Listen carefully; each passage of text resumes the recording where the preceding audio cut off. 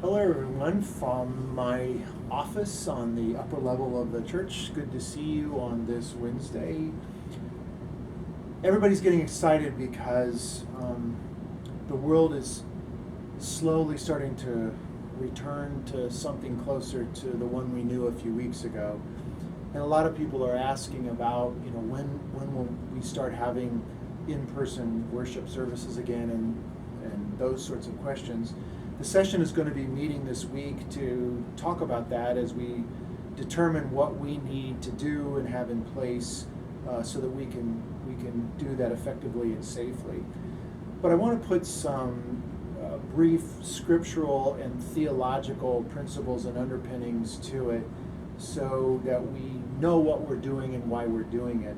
And I'm reminded of Paul's first letter to the Corinthians in chapter 12, where he talks about the fact that Christians and church bodies should think of themselves as one body with many parts, with many members, and that we need to be concerned for all those members and doing the right thing for everybody.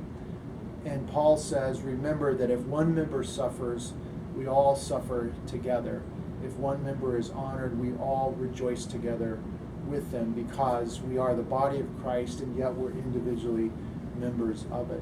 So as we think about returning to a more active, somewhat more normal life, we need to think about that as believers. What must we do to do the right thing by other people? That can be as simple as wearing our masks in public settings, to try to protect one another and care for each other and show one another respect. It will be all sorts of concerns as we start to think about coming back into the church building and worshiping together and fellowshipping.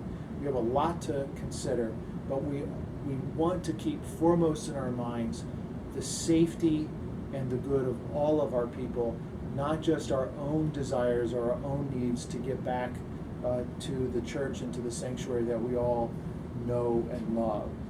So as we're starting to see things change, just remember that whatever we do, we have to think about doing the right thing for other people, not just our own desires, our own needs, but as Christian believers, we want to honor God and we want to honor the image of God in other people. So that's what we're going to be considering with the session this week and how that all happens. You'll be hearing from me through emails, newsletters, other ways of communication about when and how that's going to happen and what that's going to look like. So I urge you all to have a great week.